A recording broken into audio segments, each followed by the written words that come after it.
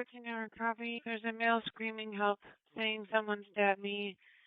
He is not giving a 20. This is a cell phone site location. Advise he's bleeding out. Medics from route code 3. He's back 1756.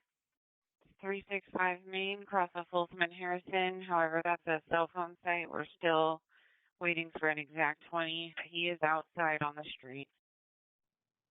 That was the very disturbing phone call that was coming in as that tech mogul Bob Lee had been murdered just over a week ago in San Francisco. And as soon as this happened, of course, since it was San Francisco, and of course, since this is wealthy tech person there, the news, of course, surrounded it. And some of that news included assuming that an unhoused person, someone with mental health issues, had perpetuated the crime. And then, of course, San Francisco itself and Democrats were to blame. We knew that was going to go down as soon as it happened. Well, there's new information of what happened. Let's watch. A very busy breaking news morning and an update on a case we followed here on News Nation. Police have arrested a suspect now in the stabbing death of the man you just saw there, the Cash App founder Bob Lee. That's according to Matt Dorsey of the San Francisco Board of Supervisors, tweeting out that information just moments ago. Bob Lee was stabbed to death on April 4th while in San Francisco for a tech conference. Police at this point not releasing a name of a suspect yet, but reports are that the suspect also works in tech.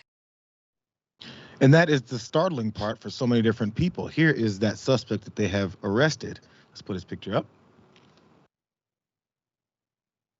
There's this guy. He's a tech exec, and his name, he's 38 years old. His name is Nima Momeni, and he was arrested today at his home in Emeryville, around 9 miles from where Lee was stabbed to death on April 4th. So he was chilling at home a few miles away. He's the owner of Expand IT, which is the tech businesses in the Bay Area, and he describes himself online as a startup, entrepreneur.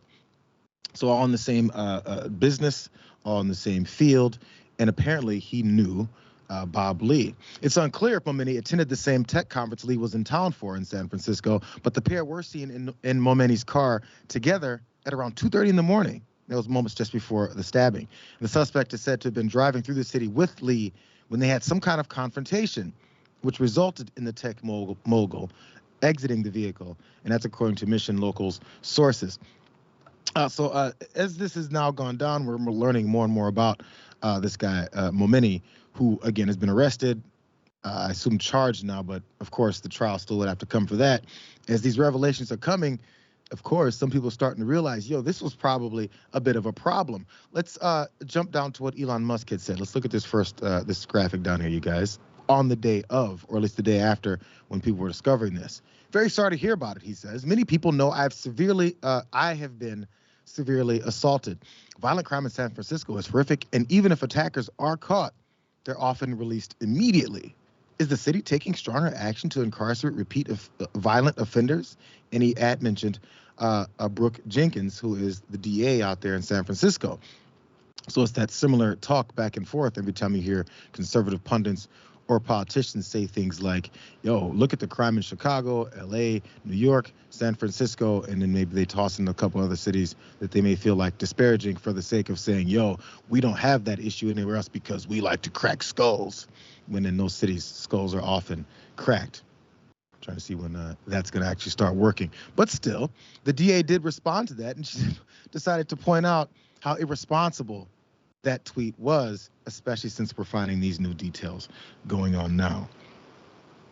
So yes, do you think any retractions, maybe corrections, possibly talking about how they jumped to these conclusions are going to be voiced now? No, why would they retract anything? It doesn't matter because the news cycle moves so quickly that they can just forget about it conveniently or just choose to not address it right away, and then it'll go away. I think we do need to recognize with this story that someone has died first and foremost, right? It's just kind of sad that whenever something like this happens, the first instinct for a lot of people in the media isn't to grieve the fact that someone has been murdered, but it's to see how this one isolated event fits into this narrative that they've already chosen to push or to subscribe to. But, since Mr. Lee was killed in what appears to be a personal attack, the narrative has been on crime rates in San Francisco, regardless of the fact that, this was an isolated incident or whatever. San Francisco is probably one of my favorite cities in the country, and I'll admit that it's probably seen better days. But Republicans love to talk about crime in cities like San Francisco because it's such an easy talking point. Most major cities in this country are run by Democrats because they're diverse metropolitan areas. I think that's easy to understand.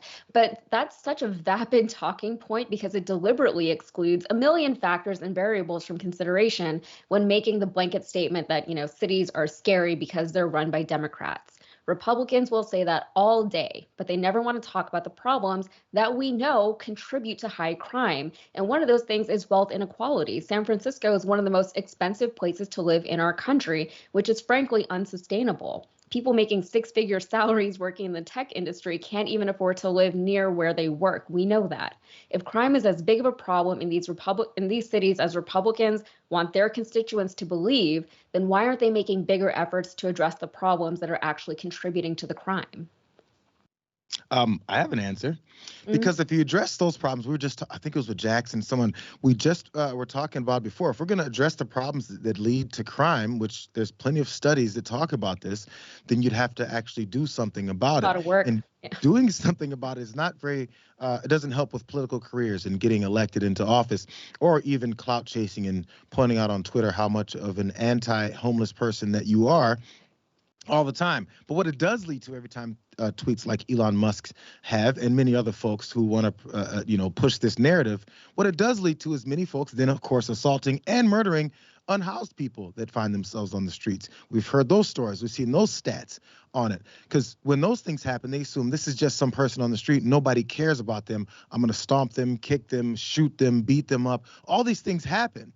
So folks that living on the streets have this persona of them of being these folks who are roving around all the time looking to murder all of us good people.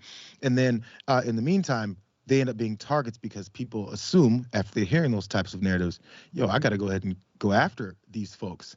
Because I think you did point out as well that this idea that these big cities are the cesspool for all this crime and nothing ever happens anywhere else has always been disproven. Yeah, we were talking about that before the show started, how people who live in rural areas really don't seem to have any idea what goes on in the cities. So it's very easy for Republicans, and a lot of their constituents live in these rural areas. It's very easy to sell them the idea that cities are cesspools and all this unlawlessness and, bad virtuosity, I don't know, is going on in cities. Like, I have no idea what they think, but then you go to a city and people are just living. But I do want to mention something that fascinates me about this argument is that Republicans like to say that crime rates are so much higher in cities than they are in the country.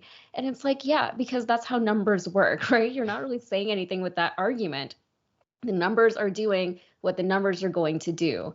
But speaking of numbers, JR, I pulled some numbers for you.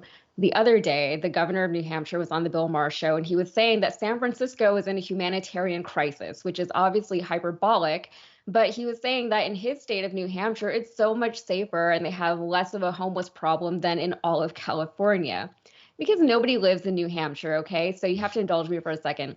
The population for the whole state of New Hampshire is 1.4 million people in 9,000 square miles, right? If you look at the San Francisco Bay Area, the population is 7.5 million in 7,000 square miles. So that's 5 times the population of New Hampshire crammed into 2,000 less square feet in California. And just for fun, I looked this up too. New Hampshire has 1.4 million people, but they also have 3,300 moose. So they just have different problems to deal with. And I bring all this up because the point is you can't make these apples to oranges comparisons if you're just pretending that, all the oranges are just really apples. They're not. These sort of talking points are intentionally misleading, not to mention unhelpful. And the people that are parenting them are disingenuous. They're not looking to solve any kind of problems. They want to overpolice cities and they want to pretend like things like wealth inequality and housing insecurity don't contribute to larger societal issues because, as you said earlier, those problems are a lot more difficult to solve. If you continue to throw negative characterizations on the majority of people, then you can start ignoring the things that maybe our elected leaders and people in positions of power should do to assist in getting that done. If you can just say, we hate those people, then we can just leave them to their own vices. this Let inequality. them destroy themselves 100%. with their lawlessness. give the money back to the same folks who continue to siphon it from the people. I can't wait to see what the new governor in Chicago does, because he's talking about going a different approach. We'll see how much he's blocked.